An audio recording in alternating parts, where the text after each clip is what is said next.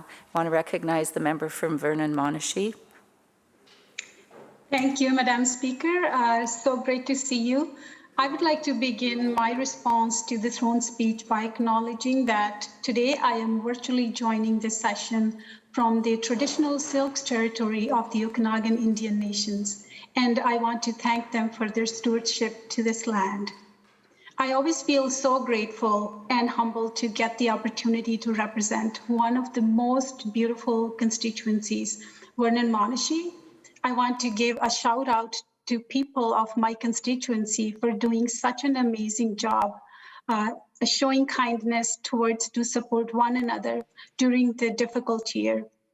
Whether it was people helping vulnerable people during COVID or neighbors opening their doors to the people who were evacuated during fires, restaurants providing free meals, and businesses like Vernon Teach and Learn putting up little kids care packages to give to families with evacuees.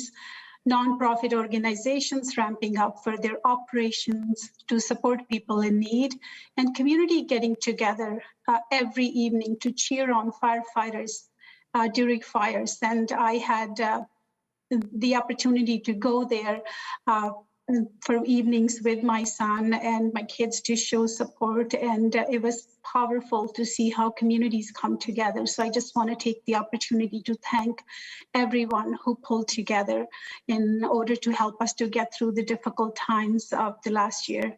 I like to give kudos to our wonderful and hardworking staff at the BC Legislature for everything they do, whether it's making sure we have both in-person and virtual access for several other reasons, and for doing important duties to help us all. I also want to thank my LA, Pavanpreet, for his ongoing support. It's over a year now. He's been amazing and so helpful. And I would be remiss if I would not once again thank my staff. And I want to congratulate my CAs and proudly acknowledge at the Vernon constituency office, Emily and Josh. It's now well over a year since they both have taken this role, and they are doing a terrific job. Despite many challenges as we had faced along with other communities, Josh and Emily worked tirelessly to support people, not only people from Vernon-Monashee, they also helped people from the neighboring ridings when needed, especially during fires and even now at times. Thank you both for your dedication and enthusiasm you show every single day to work for the betterment of people and for being very responsive. It's been over a year, Madam Speaker, since I got elected. And as we know, the last year has been very difficult for people in BC as we faced many challenges due to pandemic, later fires, heat dome, floods, and ongoing opioid crisis. My heart goes out to the families who have lost their loved ones during these catastrophic events, pandemic, and to opioid crisis. I know leaving a loved one and losing a loved one leaves agony and a big hole in her hearts that never heals, and the void that can never be filled. I've been there, and my condolences to everyone, each and every one of you. That's why, Madam Speaker, I speak in favor of this throne speech, because the work we do as elected officials should always focus on keeping people safe to prevent such losses and devastation. I am speaking to you to support this, and I will highlight some of the key areas why I think this throne speech really focuses on people and focuses on the work we need moving ahead. And it plans to support people. And BC, we are already leading in strongest economy and recovery in Canada, and we need to continue our focus in the direction we're moving. In the year ahead, we will continue to improve healthcare, fight climate change, make life more affordable, and train our future workforce. We will be trying minimum wage increases to the rate of inflation while working with our post-secondary educations to develop the talent BC needs over the next 10 years. So thinking ahead of time, being proactive is the key to fill that skill gap. We will also continue with our historic expansion of childcare in the province, creating more safe, affordable, and nurturing spaces for kids so parents can pursue educational and career goals. Together, these actions will ensure that business owners can find the staff, the skills they need, so people in Vernon and in BC and Vernon-Monashee and surrounding communities continue to support our local businesses. These businesses are the heart of our community, and I am glad that we are all working toward a better future of BC. New hospitals are being built, modernized, and expanded throughout BC. This includes Surrey Hospital, Richmond Hospital, as members have mentioned, Kamloops and Nanaimo Cancer Centers, which are in concept building. We are building many of the hospitals, and hospital that previous government refused to build when they sold the land to developers. It's a reality. I know some members do get upset, but people need to know when they complain about the lineups in Surrey Memorial Hospital and what's happening now. They need to know what got us there. And there's, no more passionate person than somebody who's been in healthcare for over a decade and a half can tell. One can disagree and they can find these speeches are empty, but there's so much opportunity. We just need to look at it. And I will be giving some examples how my community has benefited from some of the recent investments in all sectors, whether housing, childcare, mental health, recovery beds are made. They are made right here in Vernon-Monashee and many other ridings. So I'll be highlighting some of the work because I know some members in the opposition are having a hard time to see the positive outcomes and positive delivery, the impact these investments are having. So, but again, I'll highlight the positive impacts that my community is having. So these important additions to communities are vital. And recently, Madam Speaker, I took a tour at the Vernon's Ambulance Paramedic Station, and I learned that before 2017, they only had 3 ambulances. And now they have 6 ambulances, 6 duty cars, and 2 spares. So this is how the resources are being added. And they also were very grateful and happy with Health Minister's initiatives to add more services and improvements in Vernon's Vernon and area. And they are reassured that more supports will be in place as needed, as they felt supported since 2017, since our government became the government. So I want to acknowledge and thank frontline workers, including paramedics, doctors, nurses, therapists, and care aides, and many unsung heroes, which often we forget to mention, are housekeeping staff, support staff from dietary to lab techs, imaging staff, porters, and administrative staff, and many more. In the last couple of years, they have been so busy making sure, saving lives, helping people. And many healthcare workers recently, as we talk about, including my husband and community, accepted their redeployment to long-term care centers in Vernon with COVID outbreaks and in Lumbee. I want to thank them for showing their commitment to look after the vulnerable people when they need it the most.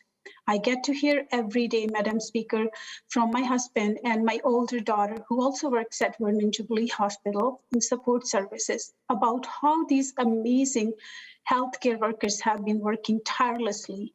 And I heard previous member talking about the COVID guidelines being unclear or the people not knowing where to go. I want to remind all of us that this new virus, which no one wanted or nobody expected, is ever evolving. It's called novel. It's a new virus, and it's been with variants. We are learning about it as we go. So when we are frustrated about the changes, or we want to plan our life, including myself, we all want to plan our life ahead.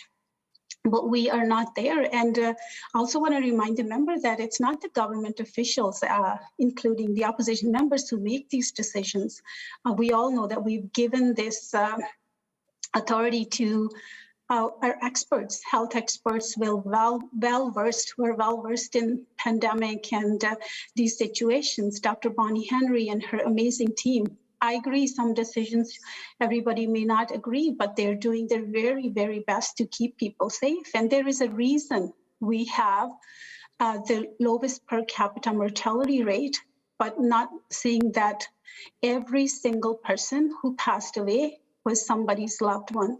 And sometime during the argument, or our offices get emails, and I empathize with people who are exhausted. I want to remind them that sometimes they say, oh, this is percentage is small. That percentage had somebody's loved one. Those people were not just a number.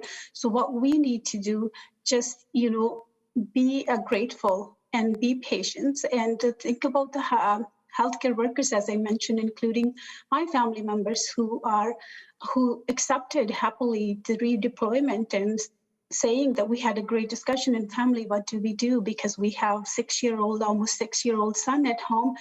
At the time didn't have any shot. Now he's got the first dose. The impact, or the older parents at home, we said somebody has to do it, and let's do it. So there are people who are putting themselves in harm's way to help save lives. So that's where we need to be grateful. I am happy our government invested $900 million in the new funding for testing, contact tracing, personal protective equipment. And I think I mentioned during my previous speeches, since COVID came, I personally worked from February till end of November on a COVID unit. And I know initially it was a lot of concerns, a lot of worries, a lot of fear what will happen, and PPE were being locked to make sure that, because people were taking away from the unit, not the staff, but there's another story. But later, as the government invested, we got the PPE we needed. Not only that, we got the respirator masks, which are even way more effective than N95.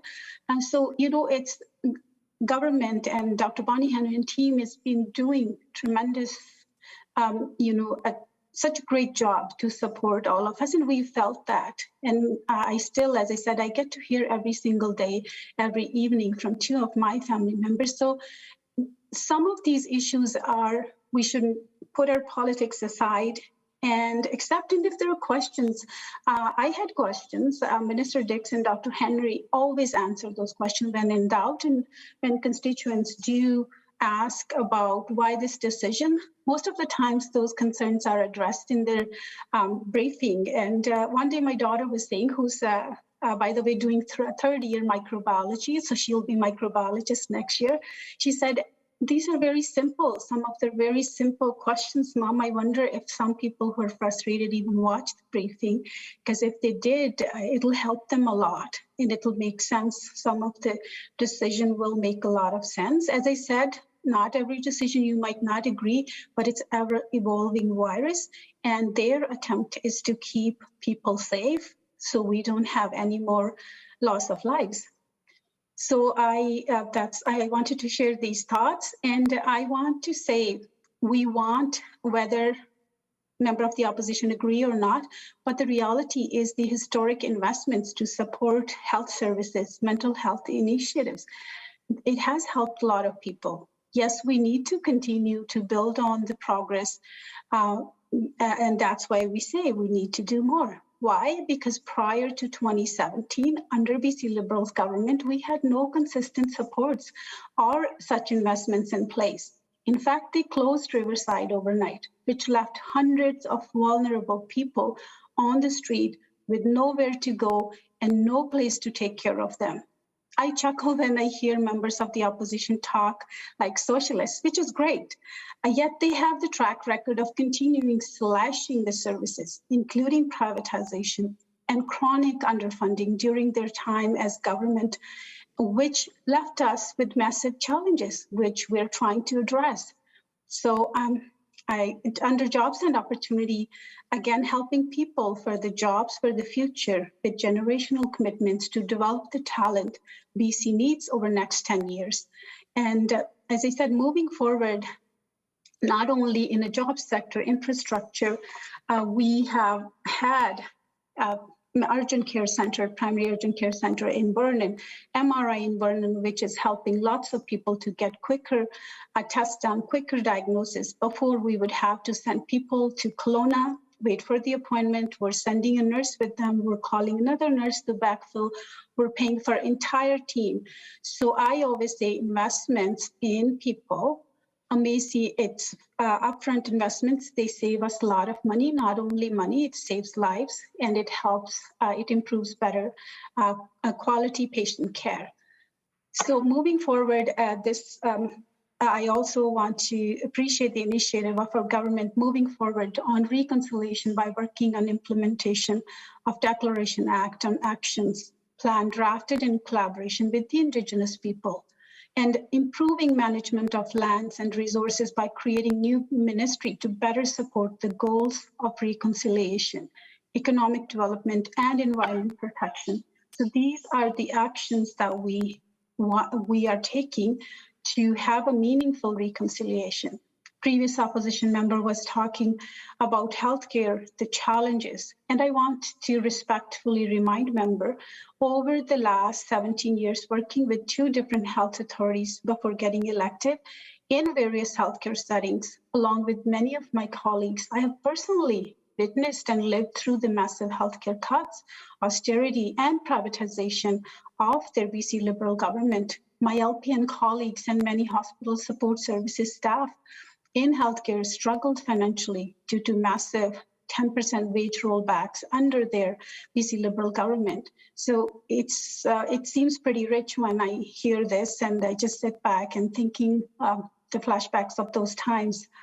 I am grateful that we are continuing on the path that we've created, and there's nothing wrong with saying we have much more to do, because in order to fix the disaster and mess that was caused by chronic underfunding and privatization, it's going to take time, and we are eagerly and continually working to make the difference and add those services. And we've seen it, whether those services are hiring mental health substance use teams or opening up, the treatment safe sites, safe drug supply sites.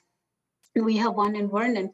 So I'm confident that having a dedicated group of people in this house will focus on working together, as all of us are here to serve our constituents and to make lives better. So now we'll touch upon childcare. Our government's commitment to expand childcare and early learning to create jobs, stimulate the economy, to make sure children can have the best possible start in life is much appreciated effort by many parents, because I talk to many parents and I have a young child of my own. The nurturing care and investment, our government acknowledged that in early years of child's life leaves a lasting and positive impact. This also enhances their mental health from early on. Investing in childcare is investing in BC's future. In BC, thousands of families are already being benefited from $10 a day childcare. Our government has opened and plan to open hundreds of new childcare centers in Vernon. I think it's over 300 childcare spaces and more, and Vernon and Coldstream, which is going to help many parents. Recently, I got the opportunity to join Mayor of Coldstream and other local leaders to do the groundbreaking for Coldstream Hall and Childcare Center with 84 spaces. So when some members say, where are those spaces? We just need to look around in our own constituencies and we'll find them. We need to talk to parents, and I agree, we are continuing to build on the progress we're making. And these 84 spaces in Coldstream are in addition of hundreds of other childcare spaces that have been added to our communities. So during fall 2021, our government released a robust economic recovery plan, which is already supporting businesses, tourism, farming, and small businesses are some of the major contributions to our economy in Vernon-Monashee. Steps taken by our government to support our businesses through property tax cut, deferred tax payments, and BC hydro rate relief, and small and medium-sized business recovery grant during COVID was much appreciated, and it helped businesses to stay afloat. I do appreciate our government's ongoing support to provide millions to childcare providers, school boards, and health authorities to help deliver them COVID-safe care, renovations to create more spaces. Our government has also delivered hundreds of affordable and supportive and accessible housing units in Vernon, and these have changed many people's lives. I greatly appreciate the addition of, I believe, 464 or more affordable housing unit in Vernon and area since 2018, so merely within 3.5 years, plus 100 units of student housing at the Okanagan College Vernon campus. That also investment, it's expanded to Seminar with 60 units, and these are the first student housing of its kind ever. We never had any student housing in Vernon, and let alone government also invested in I believe 236 housing in Okanagan College campus in Kelowna, which we'll probably never hear about other members, but I know during the opening of this, the announcement of this, that's when I learned, and I did go to that Okanagan College campus during the last summer and got to hear more about from their team there, and housing at the UBCO campus. So these are the initiatives that the reason I'm highlighting, it says, I don't know, why can't some members find these investments? And these 100 housing units in Vernon will free up the housing within the town, which can go to individuals and families in need. And I thank our government for paying attention to this long overlooked and ignored issue of affordable housing in Vernon-Monashee. Measures taken to address long overlooked housing crisis, implementation of speculation tax, which freed up approximately 18,000 houses for people to live. Foreign buyer tax was another tool, and addressing money laundering in the housing market. It's important to know what got us here, and we need to work together to find solutions instead of talking about abolishing a speculation tax, protecting people buying homes in volatile market by introducing a cooling off period on home purchases, another tool that our government is going to add in the kit in order to address the housing crisis. At the end, I would like to remind everyone that once this pandemic is over, life will be back to normal, but people will remember how we make others feel and how we behaved or supported one another during these times. So let's be kind, understanding towards each other, regardless of our beliefs or political affiliation. Let's not judge others or hate each other based on our own biases or for being disagree with each other. Behind those beliefs or political affiliation, there is a human being whose journey might have been so tough, or maybe they are having a hard day, as we all do at times. Our kids are also witnessing these times and watching our behavior. Let's try to have respectful conversations in order to understand each other better and to build bridges to end divisiveness, rather than attacking each other or being verbally abusive at times. And being verbally abusive at someone which we witnessed who is just doing their job.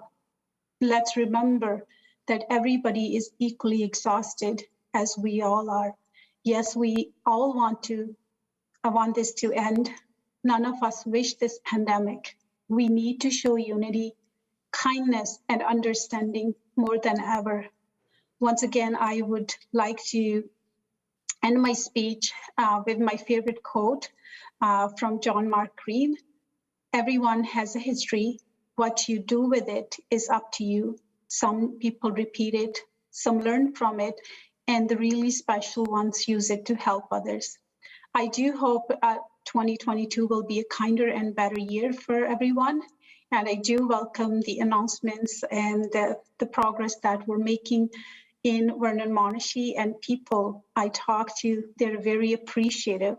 And recently I had the chance to attend a parade, and my heart was full to see so much appreciation, clapping, shout out for the work we're doing. And I don't take credit. It's a teamwork. It's all of us, no matter where you sit. It's all of us. And let's continue to do the work. We are all here to represent people. And I would say the investments, what's made or what's not, we need to, sometimes we often forget in order to criticize, we're in that mode to forget to highlight the services that people have that they can access. And during fires, we've noticed people came to our office from other areas, didn't know the services that were in place because they were told there's no such services, and my staff graciously connecting them with the services. So we need to be mindful when it's okay. I know we all have jobs.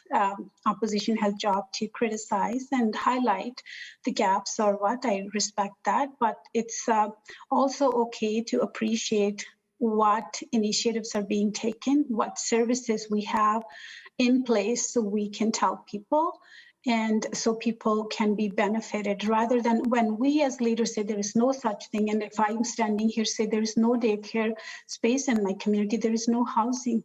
So those units that are built, people will never get to go explore the options to submit their applications. So once again, thank you everyone in this house for doing the amazing job you do, no matter which side you sit on. Thank you to my staff and thank you to the community of Vernon-Monashee. I would say thank you, Honorable Speaker, for giving me the opportunity to speak and share my thoughts. Stay safe, stay healthy, be kind to yourself and others. Thank you.